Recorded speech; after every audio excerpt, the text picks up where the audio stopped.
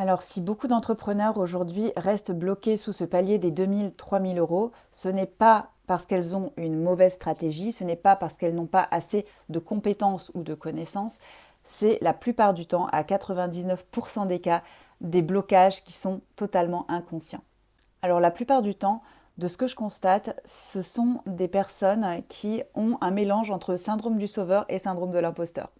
Elles se forcent à faire plus pour sauver leurs clients et en même temps, elles ne se sentent jamais suffisamment légitimes ou assez pour pouvoir dire stop ou fixer leurs limites.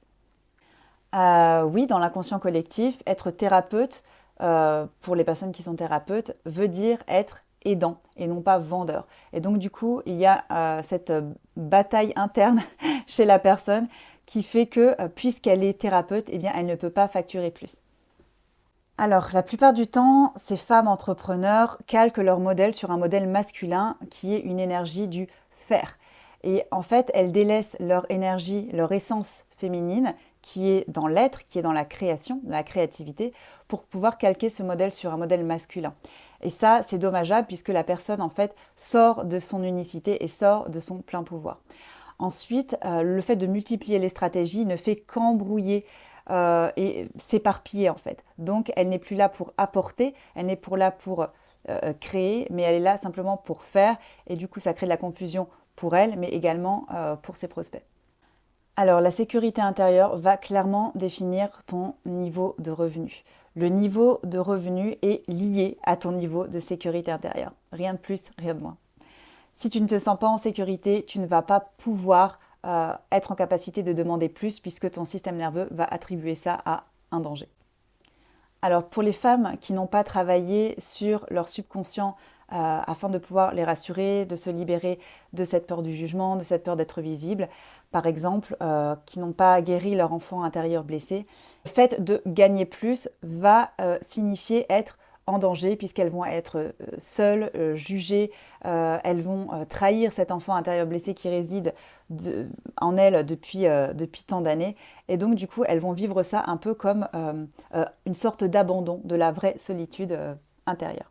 C'est pareil en fait, c'est que ces peurs inconscientes, ces blocages inconscients qui les relient à un passé, à une loyauté, les empêchent d'accéder à un niveau supérieur, tout simplement.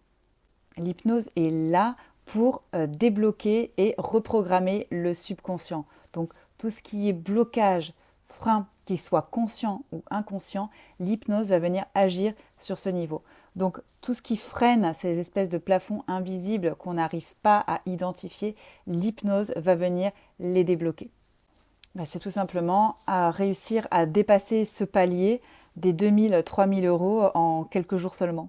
C'est assez dingue puisque tout ce qui est de l'ordre de l'inconscient va agir sur le conscient, que ce soit au niveau de l'énergie, de la posture, de l'attraction client, tout ce qui est lié au subconscient, quand il est débloqué, et ben ça se répercute sur la matière instantanément.